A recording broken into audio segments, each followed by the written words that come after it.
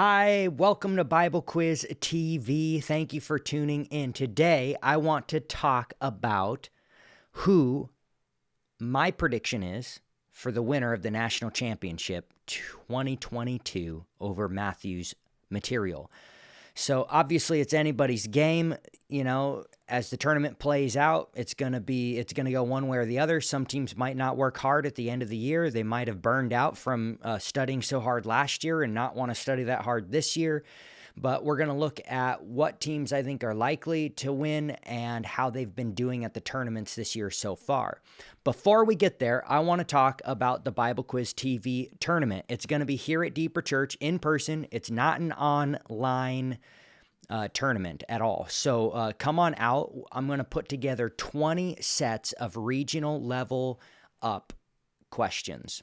They'll be balanced. I'm not going to make it so hard like a pre-national set. It's not going to be quite that level of concordance material, but it's going to be really great, and it's going to be really good material to practice for regionals and to gear up for nationals. You're not going to want to miss those sets. I'm going to mirror Selena's writing style. So far, we have the three teams in the Northwest that, fairly consistently make the championship division every year. They're solid teams, Bellevue, Cedar Park, and Deeper, which used to be Tacoma Life Center. San Jose says that they're going to come up, and San Diego says that they're going to come up. Now, plans change, but so far we've got 5 really solid teams. As you know, San Diego tied for first place at the Nationals last year in Challenger Division, which means they're a solid team. Usually the winners of Challenger would score up in the upper half of championship, and they just had usually a bad day the first day. And so come on out if you can. Actually, I think there might be some teams. Josh Gallo put together some teams on the east side, so we might have some other teams coming out for the tournament as well. So some new, fresh teams. That'll be fun. Contact me, BibleQuizTV@gmail.com. Or that's an email, or you can text message me at 253-232-9995 and sign up your team that way. We'll start from there. There will be cash prizes for the quizzers that earn the highest points and for maybe the team. We'll see, but definitely for quizzers, and I'll have creative ways. It won't just be the top quizzer, but we'll divvy out some good cash prizes. It's going to be fun.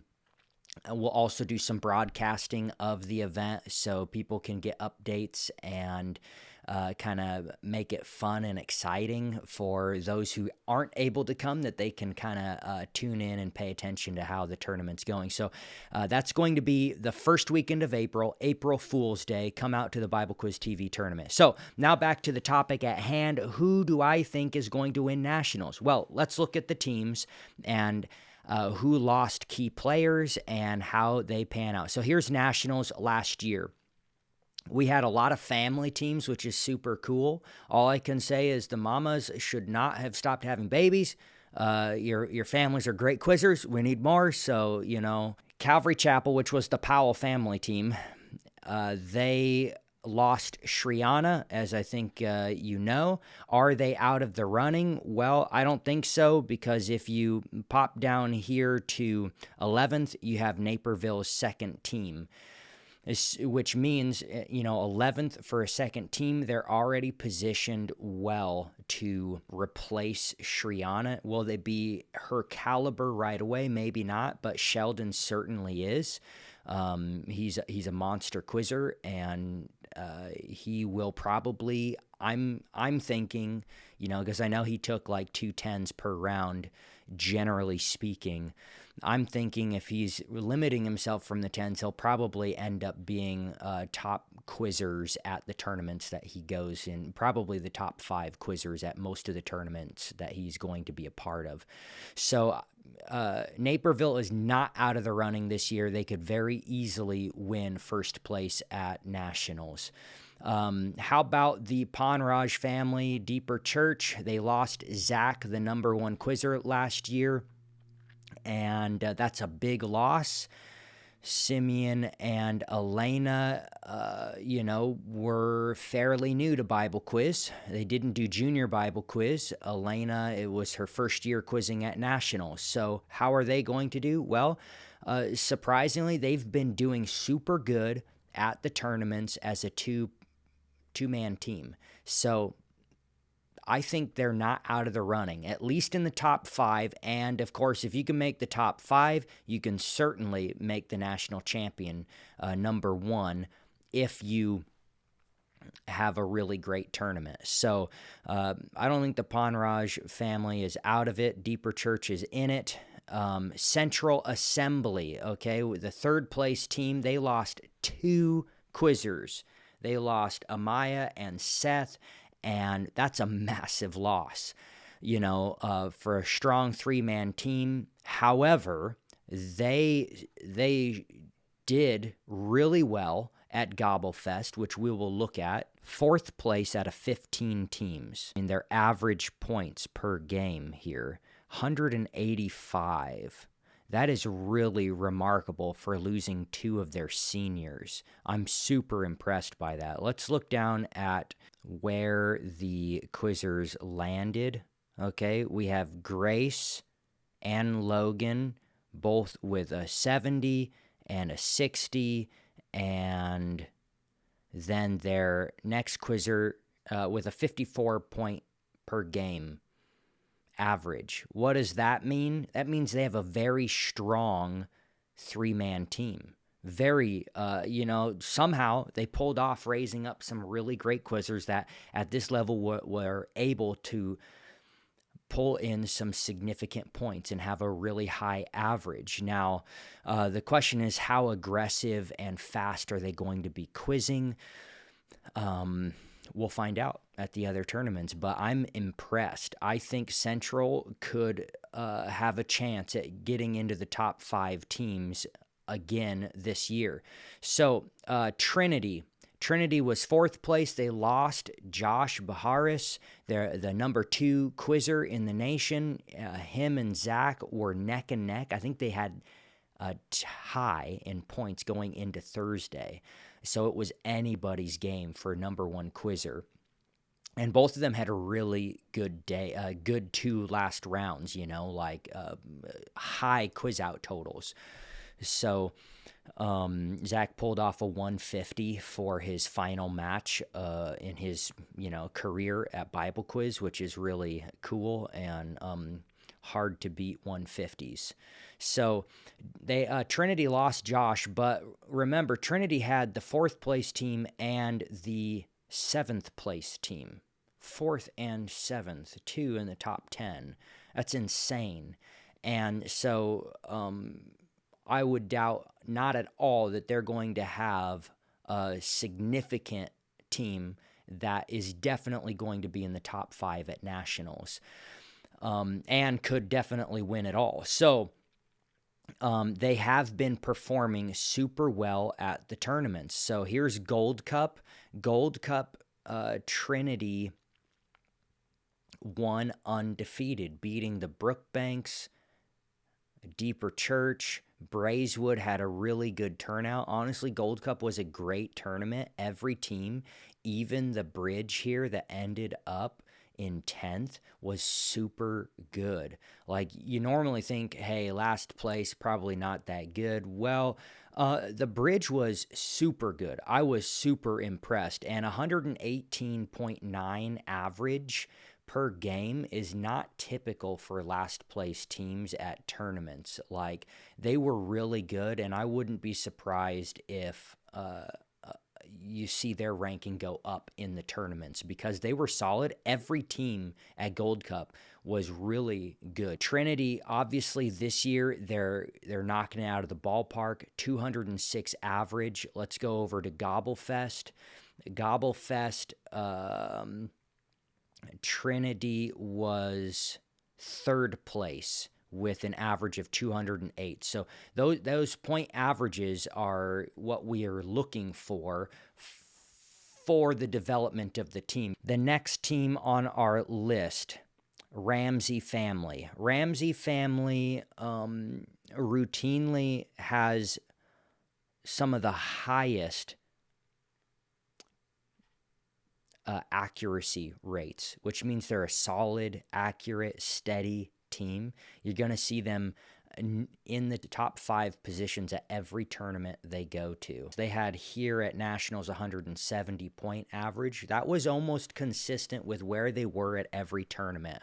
Between 170 to 200-point average is where the Ramsey family was banking in. Now, they had Cameron at 6th place here with a 91-point average and 81% accuracy.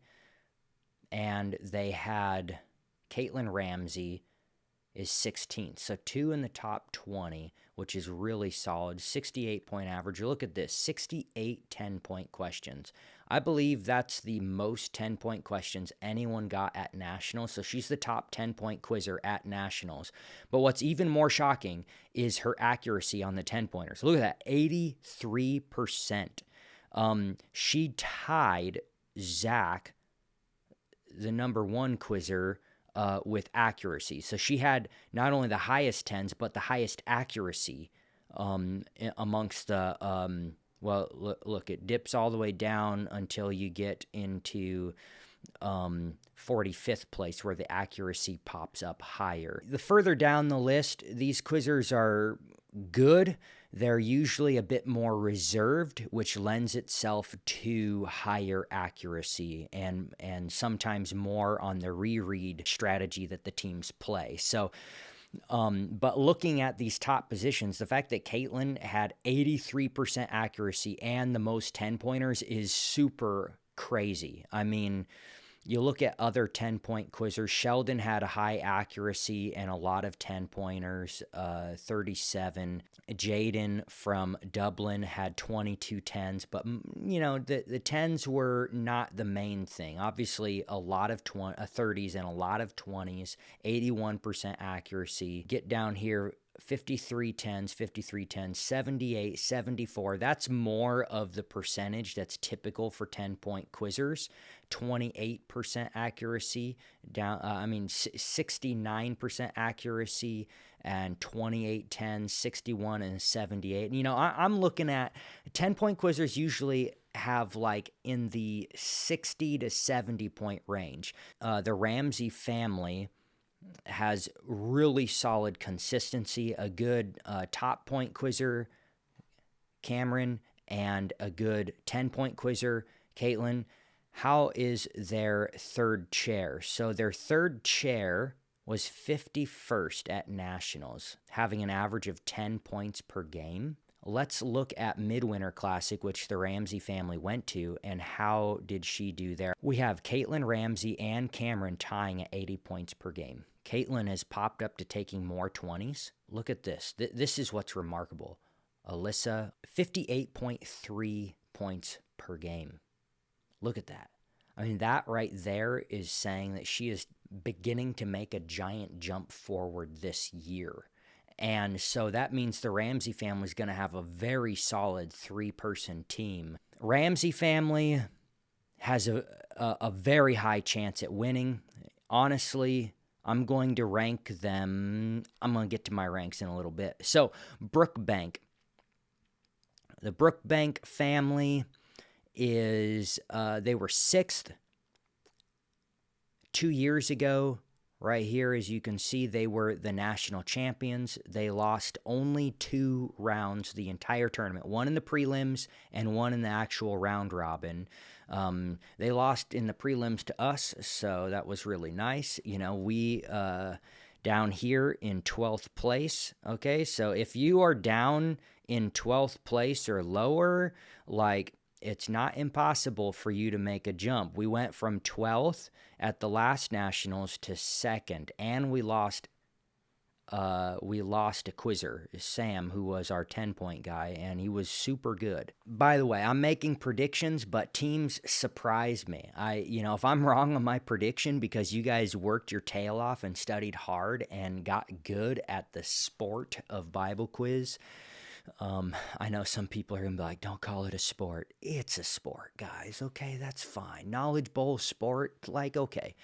It's also a ministry. It's also a program, all right, because Bible quiz is all of the above, and it's just top notch. It's preparation for the future of the church. Like the Bible quizzers are going to be the leaders of the future church in America and around the world. We're raising up pastors, missionaries, business leaders, board leaders, okay, the eldership at churches. Like Bible quizzers are going to serve all of those roles. They're extremely important for the future of the church. That's why me as a senior pastor of a church, I'm investing my time in the Bible quiz program because I understand that in order to see the direction of America at large have an upward trend in Christianity, we need really solid youth who are raised up in the ways of the Lord, who know the Word of God and aren't going to be easily fooled by the tactics of the enemy. So, Crown Point lost Tirza, but they were 6th place following the loss of Tirza and easily could have won nationals. They were solid, and a lot of their losses, I think, were close losses as well. And they lost nobody from last year to this year. They actually gained, I think, for the first time, the Brook Banks have a 4-person team, and Caleb, their new quizzer, was solid at Gold Cup.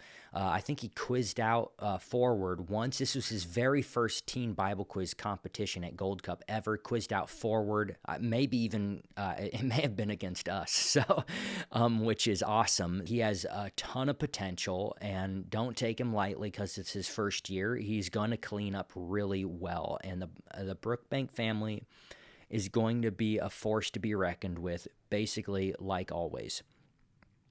So Utica down here, Utica was 8th, but they were a super good team. Here at Gobblefest, Utica was 1st. They tied with Deeper Church, 9-1 record. Deeper Church had a 10-1 record. So Deeper Church without Zach playing as a 2-person team is still faring very well.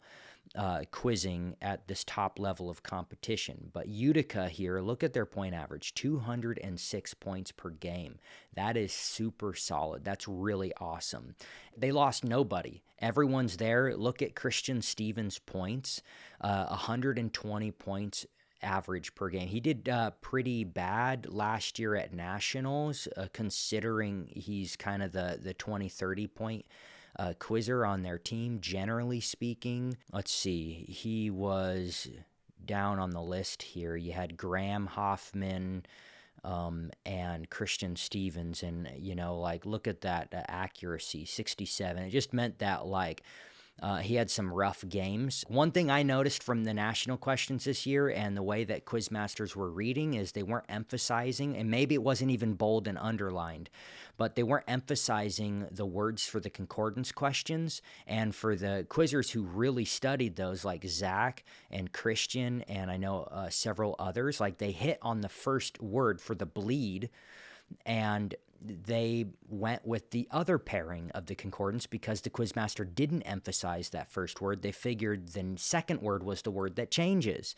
which totally led quizzers like Christian and Zach and the other top quizzers, Seth, Josh, all of these guys were missing, Shriana. They were all missing those questions, hitting for the bleed because quizmasters weren't emphasizing the right word. Now, I'm not trying to beat up on the quizmasters, but it's really important that those are marked because quizzers at that caliber, they're listening for the emphasis so that they know which direction to take the concordance question in, especially on 2-part concordance answers. So Utica lost nobody. They just really cleaned up nicely at Gobblefest, and this is a sign of how they're going to quiz the rest of the year. We're going to see them cleaning up at competitions and definitely a top 5 level team at nationals.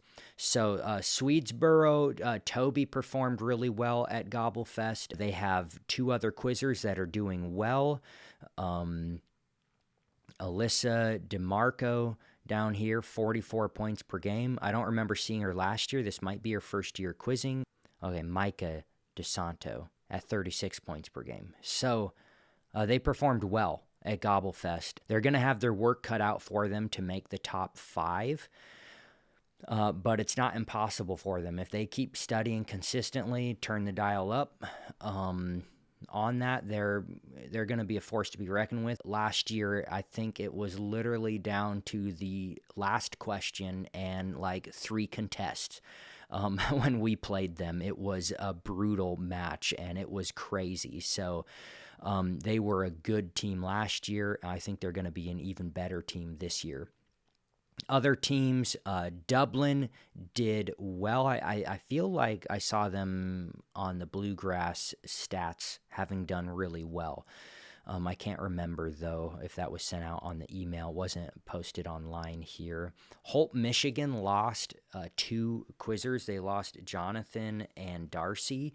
And I'm not sure how they're doing this year. I'm hoping to see them replace their quizzers and do well, but they might have a growing year this year. The other teams down here, like Cedar Park's been performing well. They've been beating us in the league meets here and there. I think they've gotten 3 wins on us. We've been doing double round robins at leagues, so I think Cedar Park has beaten us 3 times this year.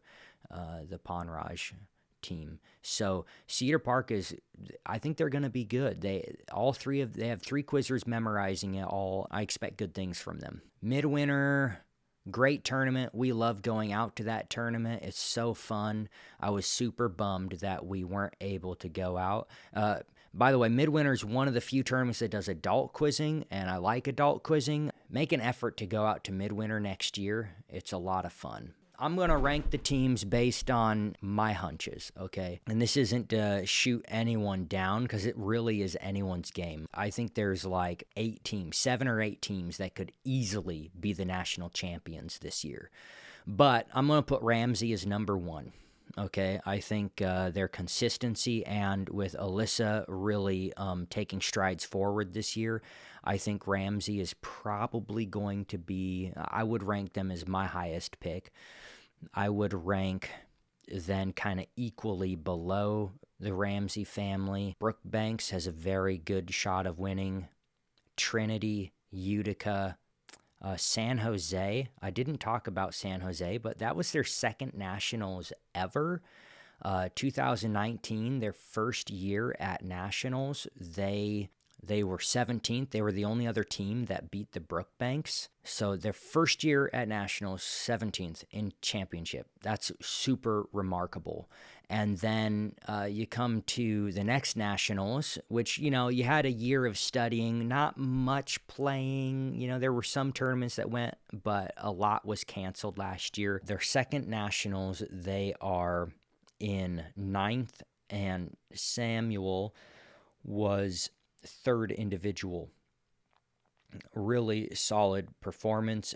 Deeper Church, I believe that we also have a shot at being in the top 5 and possibly winning it all. Those are my predictions. At this point, it's a little too early to tell who's going to land where.